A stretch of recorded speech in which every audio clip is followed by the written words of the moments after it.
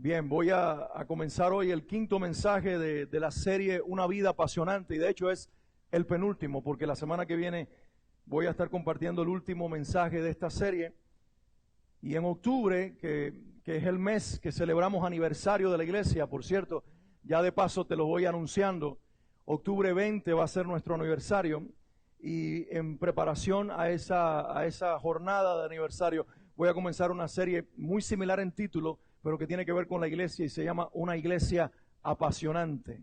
Y vamos a descubrir de qué se trata esto, de ser una iglesia apasionante. Pero hoy y la próxima semana todavía estamos en una vida apasionante. Di conmigo, una vida apasionante. Vamos, díganlo fuerte a una voz, vamos juntos. Una vida apasionante. Que Dios nos regale esa clase de vida. Y recuerden que dijimos que una vida apasionante, y con eso voy a terminar la próxima semana, tiene que ver con crecer.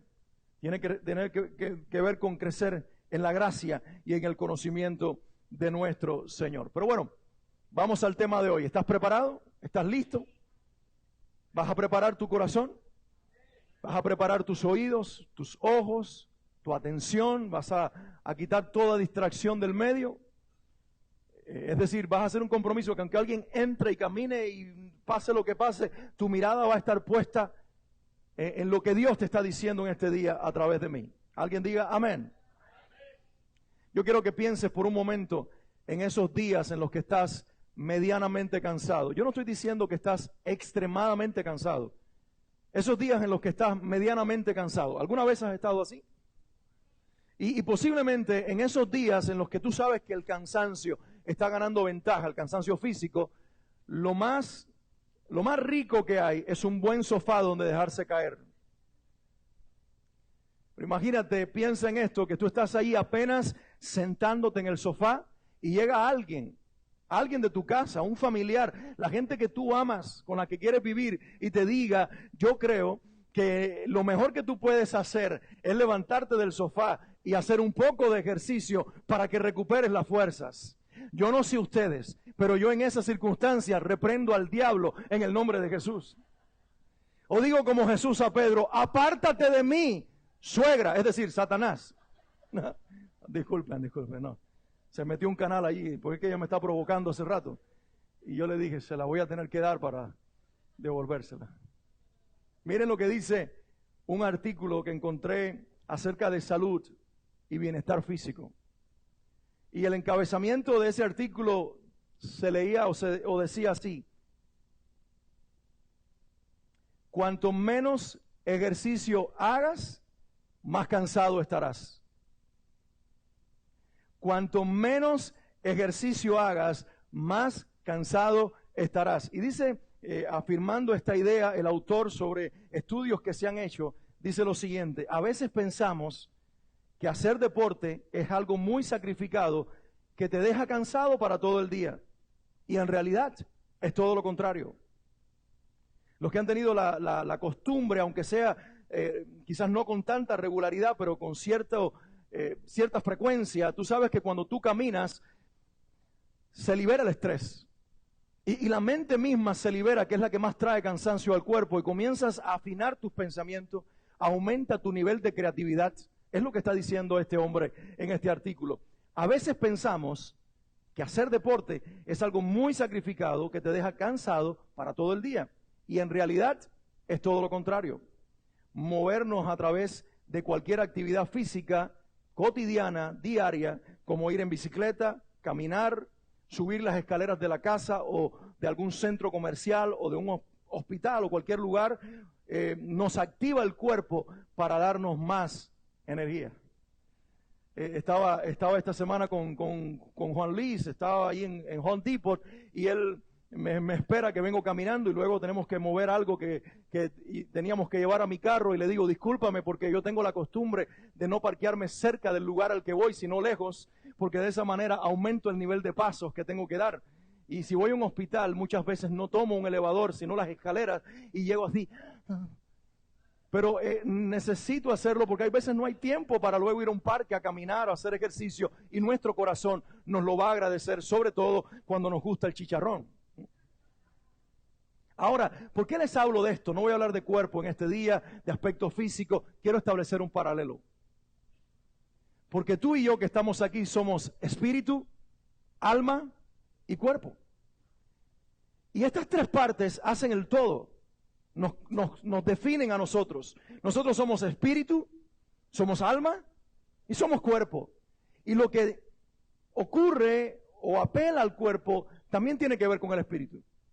Y si el ejercicio toma un cuerpo medianamente cansado y lo revitaliza y lo energiza, el ejercicio físico, quiero decirte que también el ejercicio espiritual toma un cuerpo o un espíritu cansado, lo revitaliza, lo energiza y lo llena de pasión. ¿De qué estamos hablando en estas semanas? De una vida apasionada. Mayor pasión es proporcional a mayor ejercicio espiritual cotidiano, diario, regular en nuestras vidas. Alguien diga amén, aunque no lo crea, pero por fe diga amén. Barna Group es un grupo que se dedica a encuestar o a trabajar estadísticas de la iglesia en los Estados Unidos. Respetable. Sus cifras, sus números son muy creídos a nivel de grandes ministerios y organizaciones cristianas en los Estados Unidos. Barna Group, estas estadísticas que yo les voy a compartir a ustedes son del año 2016, pero yo no creo que hayan cambiado mucho a la fecha en solamente 3 años. Y esto es lo que dicen los porcentajes con respecto a la iglesia, de acuerdo a el estudio de Barna Group. Ellos dijeron, y esto fue lo que proclamaron en el año 2016, 75% cree y dice practicar la oración privada. Esto es de cristianos en Estados Unidos. Encuestas que se hicieron en iglesias en los Estados Unidos, solamente en Norteamérica, en USA, ni tan siquiera Canadá. 75% cree y dice practicar la oración. Solo, fíjense ustedes ahora qué desproporcional, solo el 35% atiende regularmente a los servicios de la iglesia. De un 100%, el 75% de los cristianos ora, dejando un 25% de cristianos, que es unos cuantos miles o millones, que no oran. Y además de eso, de ese 100%, solamente el 35% con regularidad atiende o viene a los servicios de la iglesia. Solamente el 34% lee la Biblia. Solamente el 18% sirve como voluntario en algún ministerio de su iglesia. Nada más que el 17% atiende a clases dominicales antes de los servicios. Y solamente el 16% está involucrado con un grupo pequeño de su iglesia.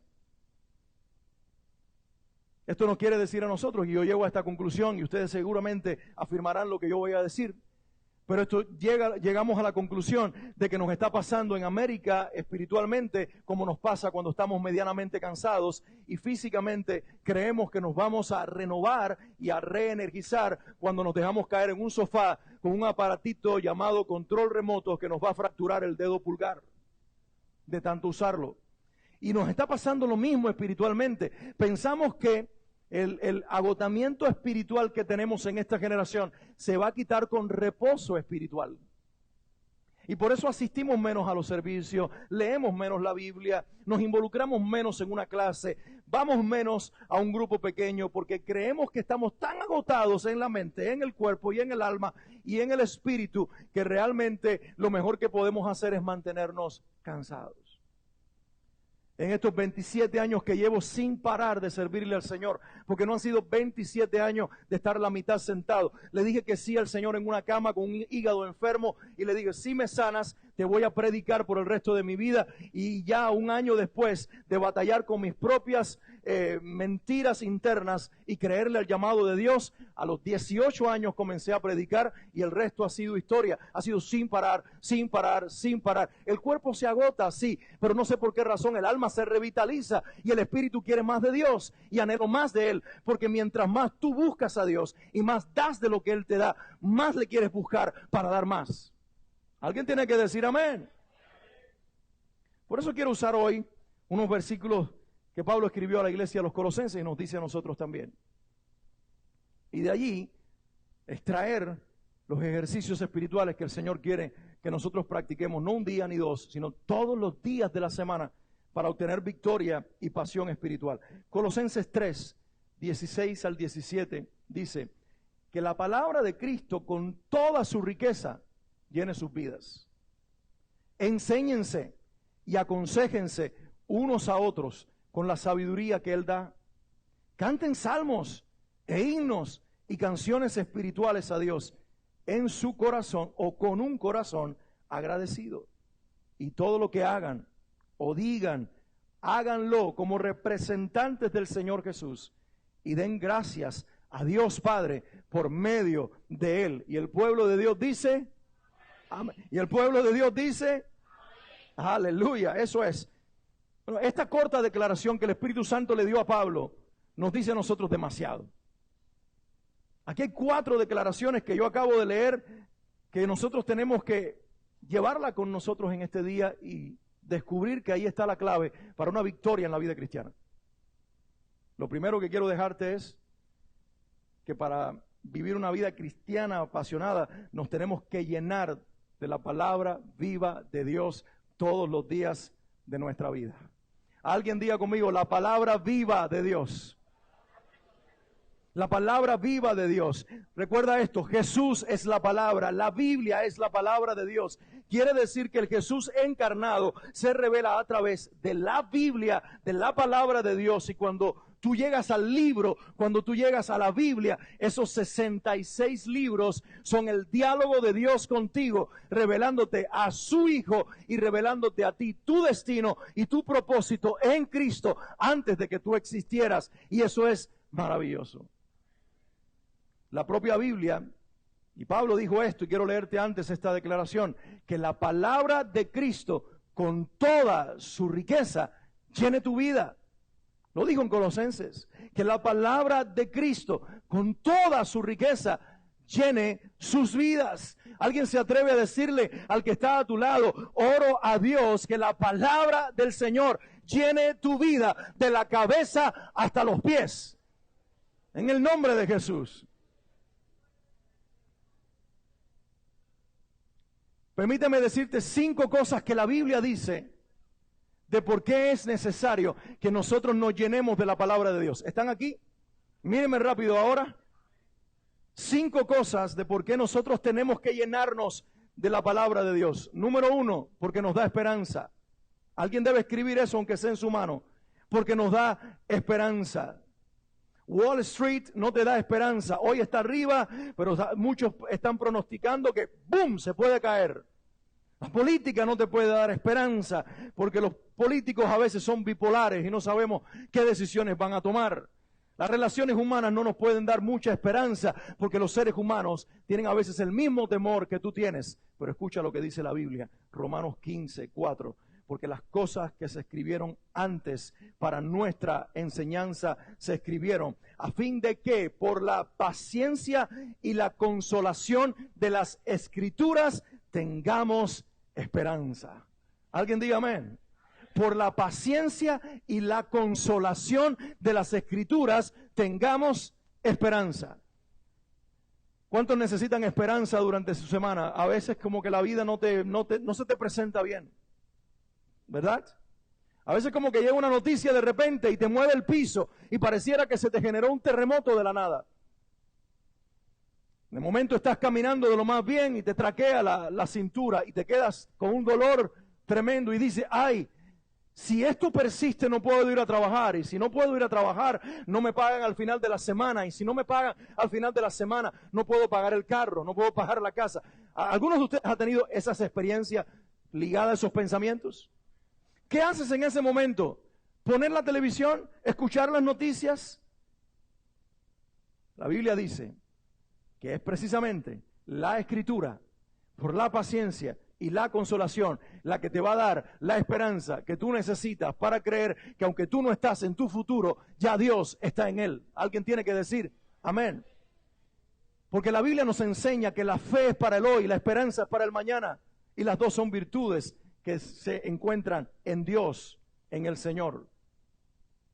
Número 2, no solamente nos da esperanza, sino que nos confronta y nos transforma espiritualmente. Nos confronta y nos transforma espiritualmente. Hebreos 4:12. Por allí pon esta cita, Hebreos 4:12. Porque la palabra de Dios, ¿alguien lo sabe? Y dígalo conmigo. Porque la palabra de Dios es viva y eficaz y más cortante que toda espada de doble filo y penetra hasta partir el alma y el espíritu, las coyunturas y los tuétanos, disciernen los pensamientos y las intenciones del corazón. Yo no sé si tú te diste cuenta, pero dice aquí Hebreos 4:12 que el poder de la palabra de Dios afecta las tres áreas de tu ser: el espíritu, el alma y el cuerpo. Una persona deprimida se encuentra con la palabra de Dios y puede ser sana en el instante por una declaración de la boca de Dios y por el resto de su vida. Porque Dios tiene el poder de penetrar en el alma donde reside la depresión y traer libertad. Y una persona en incredulidad puede ser liberada en su espíritu de la incredulidad por el poder de la palabra de Dios. Y también alguien que tenga dolores físicos puede encontrarse con la palabra de Dios y el texto provocar fe y la fe generar un milagro y un toque en su cuerpo de la mano de Dios para sanar el dolor físico. Si alguien lo cree conmigo, por favor, diga amén.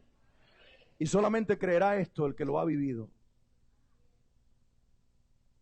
Por eso exponte a la experiencia de que la Biblia, la palabra de Dios, Dios en su palabra se vuelva vida en ti.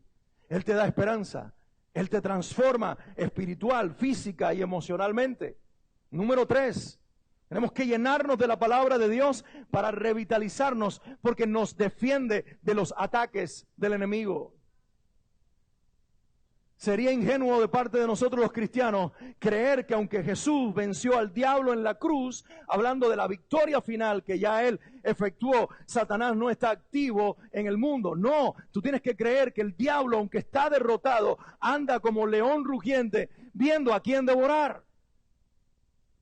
Recuerdo hace años un maestro en el seminario me enseñó esto, que el león rugiente que devora, porque el león no es devorador, el león rugiente que devora es un león herido que está a punto de morirse por una herida o una enfermedad.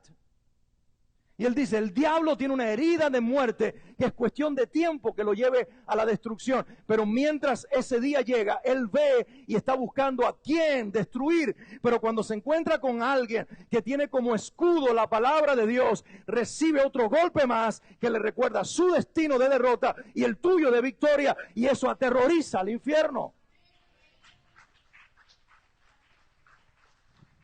¿De dónde yo saco que la palabra nos defiende de los ataques del enemigo? Pudiera mencionarte demasiados pasajes, pero te dejo Proverbios 35.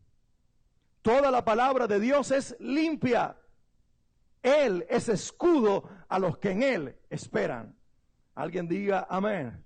Está diciendo, su palabra me pone en una posición donde el diablo no me puede acusar y él que es la palabra, porque yo he creído en su declaración, se pone entre mi enemigo y yo y es un escudo de protección que no permite que nadie me pueda tocar.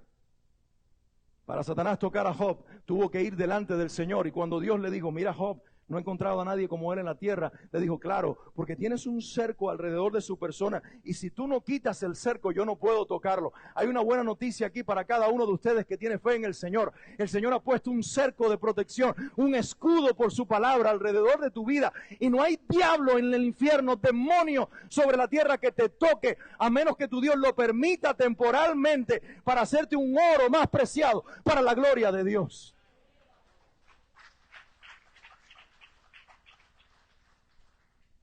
En cuarto lugar, la palabra de Dios nos aclara el camino que tenemos por delante. Y nosotros como somos humanos, tememos mucho de lo que viene en el futuro, pero dice Salmo 119:5, que te lo debieras saber de memoria, porque hasta los niños se lo aprenden en la escuela dominical. Lámpara es a tus pies tu palabra y lumbrera a mi camino. Lámpara es a mis pies tu palabra y lumbrera a mi camino. Lo que está diciendo es que lo que tú no puedes ver con tus ojos naturales, cuando tú ves a través de la palabra, vas a ver con claridad que el próximo paso que tienes por delante ya fue orquestado, ya fue solucionado y la puerta está abierta. ¿Alguien puede creer eso? Por eso tenemos que ir a la palabra continuamente. No podemos seguir escuchando las voces de las noticias, no podemos seguir escuchando los que se llaman gurús y expertos, no podemos seguir llenando nuestras mentes de los pensamientos equivocados. Tenemos que ir a la palabra de Dios, subrayarla, creer las promesas de Dios que son sí, amén en Cristo Jesús. Tenemos que orar sobre la palabra, vivir sobre la palabra, creer en la palabra, porque Cristo es la palabra que a través del Espíritu se nos revela a través de la Biblia. Alguien diga amén.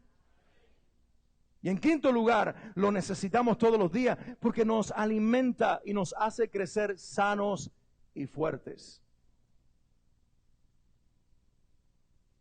El apóstol Pedro escribió: deseen como niños recién nacidos la leche espiritual no adulterada, hablando de la palabra, para que por ella crezcáis para salvación. Como un niño que crece sano y fuerte, dice, bebe la palabra de Dios todos los días para que crezcas sano y fuerte. Pudiera leerte más declaraciones, pero con estas creo que ya son suficientes para motivarte en saber que la palabra de Dios es lo que tú necesitas como una vitamina diario para revitalizarte, y es el ejercicio que necesitas practicar todos los días, no como una letra muerta que tienes que leer porque la religión te enseñó que si no lo haces Dios te castiga, sino como una necesidad natural de tu espíritu de ir a la palabra de Dios y que los ojos se te abran para detrás de la letra ver la voz del Espíritu, que es la que llega al espíritu de tu alma y te da a ti la vida que solamente Dios te puede dar. Lo primero que tienes que llevarte en este día es que necesitamos llenarnos de la palabra viva y eficaz que nuestro Dios nos ha dejado. Alguien diga amén. Se acabarían los cristianos deprimidos, los cristianos negativos, los cristianos llenos de quejas, y tendríamos iglesia revitalizada con cristianos que en medio de las pruebas están alabando a Dios porque la prueba está a punto de terminar. Ellos saldrán de ella victoriosos y lo que tienen a punto de ver en sus vidas es la gloria de Dios que se ha manifestado en la prueba, en la salida de la prueba y después de la prueba. Alguien diga amén.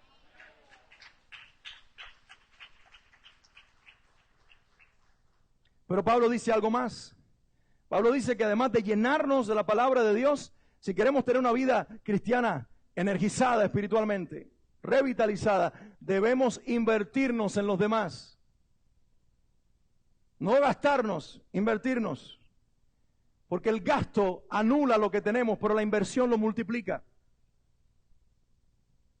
Y él dice, enséñense y aconséjense unos a otros con toda la sabiduría que Él da. ¿Lo escuchaste? Enséñense y aconséjense unos a otros con toda la sabiduría que Él da. Miren, la vida cristiana más desdichada, la peor vida cristiana es una vida cristiana egoísta. Es la que viene y dice, ¿qué puedo recibir hoy? ¿Qué palabra tienen para mí? ¿Quién pondrá las manos sobre mi cabeza y orará por mí? ¿Quién me dará una palabra de parte del Señor? ¿Qué mensaje tendrá el pastor para mí? Y esa mentalidad de dame, ese egoísmo espiritual es el que muchas veces nos tiene apagados y muertos. Pero el que viene y dice, lo que hoy recibo, estoy recibiéndolo con mucha sed, porque una vez que yo lo tenga y me llene de eso, voy corriendo a quien lo necesite para echárselo encima, para derramárselo en bendición, para edificar la vida de alguien más con lo que Dios me edificó a mí. ¿Alguien puede afirmar esto con un amén en este lugar? Hebreos dice, hace tiempo que son creyentes que ya deberían estar enseñando a otros. En cambio, necesitan que alguien vuelva a enseñarles las cosas básicas de la palabra de Dios. ¿Lo escuchaste? Hace tiempo que son creyentes y ya deberían estar enseñando a otros. Ya deberías tener un grupo en tu casa, una célula. Ya no deberías ir a ser tú a que alguien te lidere cada semana. Tú deberías estar guiando a otros. Tú deberías estar invirtiéndote, discipulando a otros. Tú deberías estar tomando la vida de Dios que ha sido derramada en años en esta iglesia. Ya entramos en el año número 12. Suficiente para que muchos de ustedes estén tan robustos en el Señor, de tantos sermones que han recibido, clases en los domingos, temas en los grupos, en la célula, tanta verdad de Dios que ahora tú, en lugar de retenerla para que se te olvide, la tomes y la derrames sobre otro. Yo hablo a tu espíritu en este día, que se despierte el espíritu de cada uno de ustedes y asuman el liderazgo que el Señor los llamó antes de que ustedes lo conocieran. a ejercitar y a vivir para Él. Moody, el gran predicador, D.L. Moody, él decía estas palabras: Dios quiere que brillemos. No todos podemos ser faros, pero cualquiera de nosotros puede ser una pequeña vela encendida. Dios quiere que todos brillemos. Y no todos podemos ser faros, pero cada uno de nosotros, o cualquiera de nosotros, puede ser una velita prendida. Y yo sé que aquí nosotros no tenemos problemas con que la electricidad se vaya, pero los que hemos vivido en países donde nos quitaban la luz por 10, 12 horas, el tener una vela tintineando allí prendida era suficiente como para evitar que el dedito más pequeño de mi pie no se diera con el borde de mi cama. Y ustedes saben que esos dolores son terribles.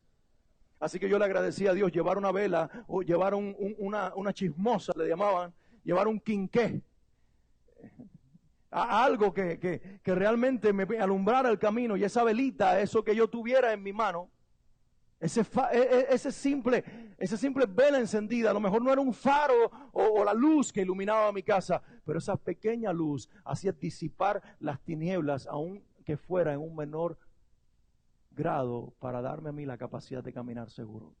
Tú eres esa luz. Tú le puedes alumbrar el camino a alguien. La palabra de Dios está en ti. Tú tienes que aprender a invertirte en los demás. Invertirte en alguien. Alguien está esperando que tú te inviertas. Pero apenas llegué la semana pasada de iglesia, toma este mismo mensaje.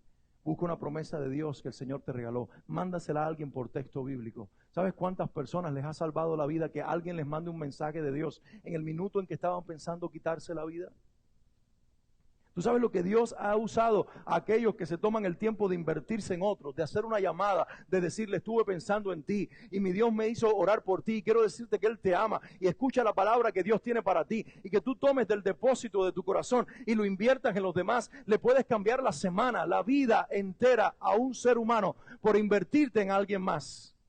Te reto en el nombre de Jesús que esa clase de personas que cambia vida, dejando de pensar en nosotros para invertirnos en los demás, seamos nosotros. El tercer ejercicio espiritual, aparte de llenarnos de la palabra de Dios y de invertirnos en los demás, es que cantemos en el Espíritu todo el tiempo. Alguien diga conmigo: cantar en el Espíritu. La palabra de Dios dice, y lo leímos ahí mismo en Colosenses: canten salmos, himnos y canciones espirituales a Dios con un corazón agradecido. La alabanza revitaliza, pero debe comenzar en el corazón. La alabanza no comienza en la boca, la alabanza comienza en el corazón. La alabanza es la medicina para la queja y para la ingratitud. Cuando tú seas tentado, en los días en que tú estés provocado a quejarte, ¿a alguno de ustedes les ha pasado eso? Que has tenido tantos problemas en un día que lo que va a salir de tu boca si hablas en ese momento es queja. Me ver las manos, a ver, por favor. ¿Me van a dejar solo a mí aquí? Yo quiero que tú seas como el salmón, que muchas veces va contra la corriente. Y cuando tu boca y tus emociones te invitan a hablar queja, en ese mismo instante tú comienzas a cantarle una canción al Señor de alabanza. Aunque sea tuya, de tu propia inspiración, aunque no se pueda cantar aquí en la iglesia porque no tiene rítmica ninguna, porque no sirve nada más que para la ducha, pero es tuya y a Dios le agrada. ¿Ustedes me entienden lo que yo estoy diciendo? ¿Ustedes nunca han cantado en la ducha? Ese momento es glorioso con el Señor. Y yo sé que tal vez Él le dice a los ángeles: tápense los oídos, yo sé que ustedes no lo soportan, pero está cantando mi hijo, está cantando mi hija, y esa es mi canción. La alabanza revitaliza. Y tiene que ser lo que asesine o la medicina que erradique o que sane la queja y la ingratitud. Por eso, mis hermanos, la Biblia está llena de canciones. Todos los hombres de Dios que sus historias están en la Biblia tuvieron una canción. Te voy a mencionar algunos ejemplos. Tengo 8 ejemplos y pudiera mencionar muchos más. Moisés tuvo una canción. Cuando vio que todo el pueblo pasó al otro lado, él puso su pie sobre la roca.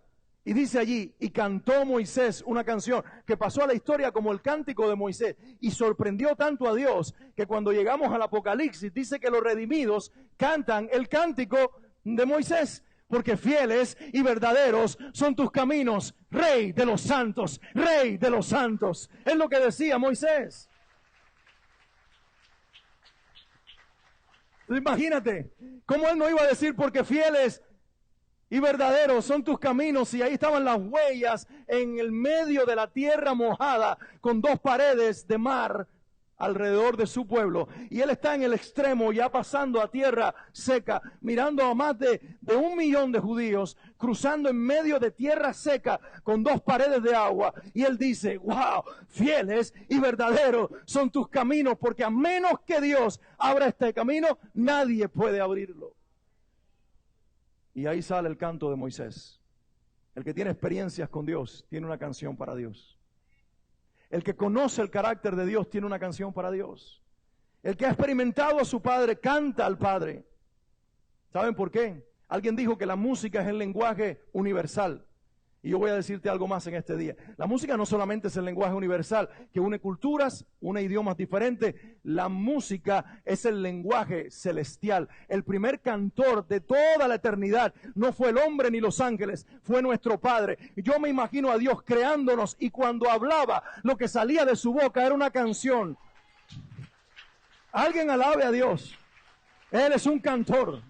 Él se goza, dice el profeta Sofonía, Él se goza sobre ti con cánticos.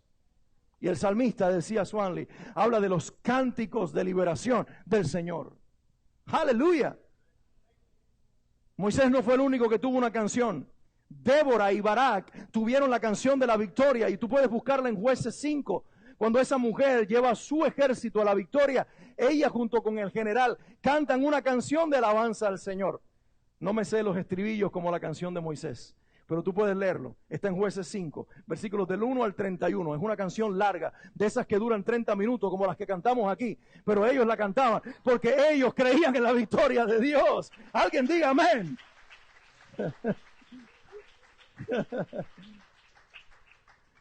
Número 3, el canto de Ana. Primero de Samuel capítulo 2, versículos del 1 al 10. Ana canta una canción para Dios. La mujer que no tenía hijos, el vientre que estaba seco, la que comienza de rodillas a decirle, si me das un hijo, Señor, será tu profeta. Y realmente Dios dijo, bueno, yo estaba buscando enviar un profeta a la tierra, y aquí hay una mujer que lo pide, recíbelo. Y en ese momento, al recibirlo, ella cantó una canción. Aleluya. Número 4, el canto de victoria de David. Está en el segundo libro de Samuel, capítulo 22, y el Salmo 18. Ese es el canto de victoria del rey David. Uno de tantos. Número 5, la canción de amor de Salomón, Cantares 2, 10 al 15. El canto de un hombre a su mujer y el canto del esposo a la esposa, la iglesia. Número 6, la canción de alabanza de María. Cuando recibe la voz del ángel que le dice, llena eres de gracia, el niño que recibirás nacerá por obra y gracia del Espíritu Santo y será llamado Jesús, porque él salvará al pueblo de muchos pecados. Y ella cantó, yo soy la sierva del Señor, y ahí le dio alabanza a Dios con la canción de una adolescente de 15 años que había sido visitada por el cielo. Número 7, el himno a Cristo en Filipenses 2, 6 al 11. Oh, haya pues en ustedes el mismo sentir que hubo en Cristo Jesús, el cual siendo en forma de Dios, no escogió el ser, no deseó el ser igual a Dios como cosa que aferrarse, sino que se despojó, tomando forma de siervo, hecho semejante a los hombres. Y estando en la condición de hombre, dice ya al final de esa declaración, se humilló hasta la muerte de cruz, por lo cual Dios lo exaltó hasta lo sumo y le dio un nombre que es sobre todo nombre, para que todos los que están en el cielo y todos los que están en la tierra y todos los que están debajo de esta confiesen que Jesucristo es el Señor, para gloria de Dios Padre. Y tú lo lees como si fuera un simple pasaje de la Biblia, si es que hay algún pasaje simple en la Biblia. Pero eso era mucho más que una carta de Pablo con una letra de inspiración. Eso está demostrado, y lo saben los biblistas, que era una canción de la iglesia, que Pablo la pone allí en medio de su carta para decir, esta es la alabanza del pueblo de Dios. Va dirigida a uno solo, al que bajó para hacerse hombre siendo Dios, y subió para en lugar de Dios reinar, y que nosotros reinemos con él. Aleluya. Y número 8, el cántico del Cordero. Apocalipsis capítulo 15. Dice, y cantaban el canto de Moisés y el canto del Cordero. Quiere decir que Jesús compuso su canción y nosotros la vamos a estrenar con Él en el cielo. Alguien se está preparando para esto. Él escribió su canción. Él le puso música. Él le dijo a los ángeles que prepararan las arpas. Él le va a decir, Fran, siéntate en el teclado. Miguel, toma la guitarra. Y ahí van a estar los adoradores de la tierra con los del cielo. Y Él cantándonos a nosotros una canción. Y nosotros cantándola con Él. Alguien diga amén. Tú quieres una vida cristiana victoriosa y apasionada, canta todo el tiempo. Que la gente te ve en la calle y diga, se volvió loca esa mujer. Está bien, estoy alabando a mi Dios. Estoy poniendo canciones de alabanza. Estoy llenando mi ambiente con la canción del cielo porque he aprendido algo. Satanás no puede soportar la alabanza del pueblo de Dios.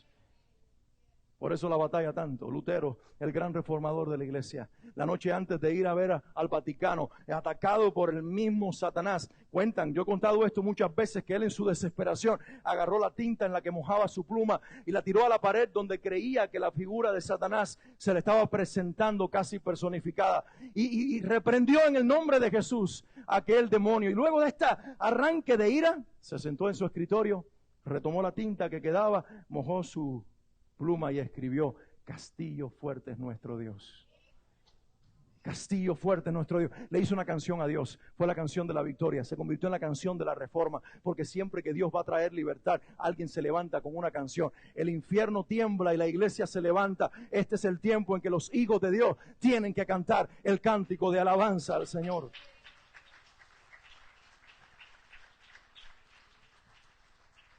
Por si fuera poco, tenemos un libro en la Biblia que se llama Salmos, que tiene 150 canciones de alabanza.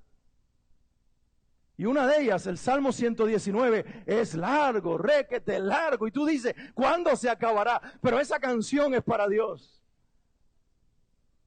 Tenemos el libro de las canciones de Salomón, 8 capítulos que aparentemente son de un esposo a su esposa y de la mujer amada al esposo. Pero es la canción de la iglesia al amado y es la canción del amado a la iglesia.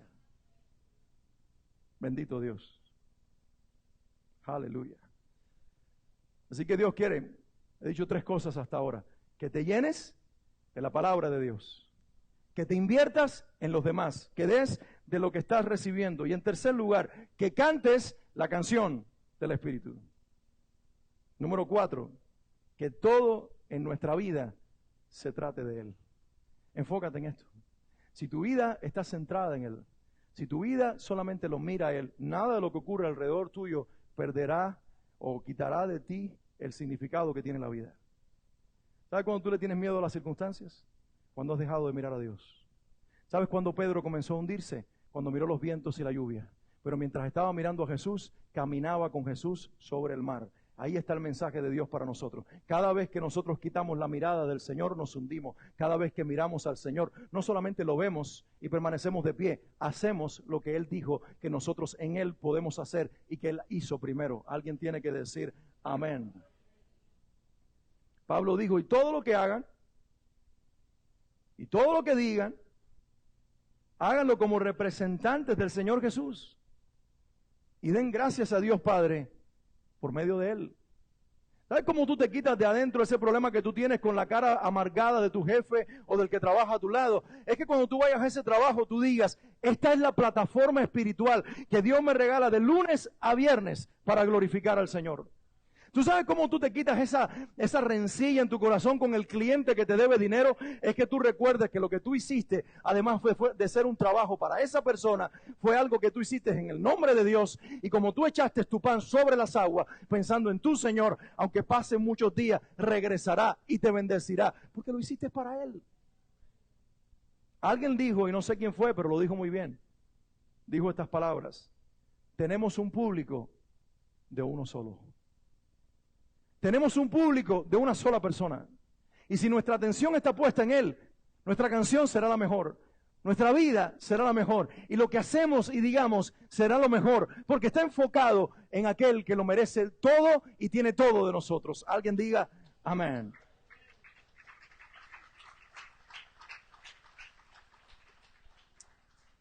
Voy a cerrar con este escrito del pastor David Wilkerson. Él ya pasó con el Señor, pero fue un hombre usadísimo por Dios.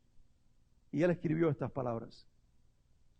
Solo aquellos que tienen un corazón por Cristo recibirán la inteligencia de Cristo. Si buscas el conocimiento de Jesús sin tener un corazón por Él, vas a terminar perdiendo tu pasión. Puedes pasarte la vida estudiando a Cristo o sentándote bajo grandes maestros de la Biblia y todavía no conocer el corazón de Dios. Pero si tú simplemente tienes un corazón apasionado por Jesús, recibirás su revelación. En otra porción del mismo artículo, él dijo, me encanta escuchar a hombres y mujeres de Dios decir estas palabras.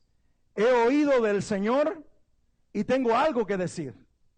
Tales cristianos han estado encerrados con Jesús, anhelándolo apasionadamente, y a su vez, Él les ha dado su corazón y les ha dado su mente. Lo que ellos reciben de Él no es mera teología, no, es algo mayor que eso. Es una revelación que arde dentro de sus corazones. Ellos corren hacia sus amigos gritando, escuchen lo que Jesús me ha dicho. La novia de Cristo consistirá de aquellos que se han dado por vencidos tratando de buscar ayuda, comodidad o satisfacción en cualquier cosa de la tierra.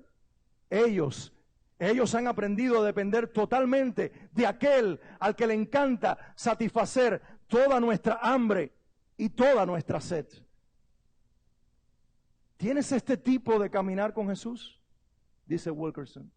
¿Tienes este tipo de caminar con Jesús? Te exhorto a que mantengas tus ojos enfocados en Él. Espera su regreso en cualquier momento. Y no mires a nada ni a nadie que te satisfaga. Míralo solo a Él. Mantente apasionadamente enamorado de Jesús y confía en Él para que se manifieste en ti toda su plenitud. Quiero invitarte a que te pongas de pie.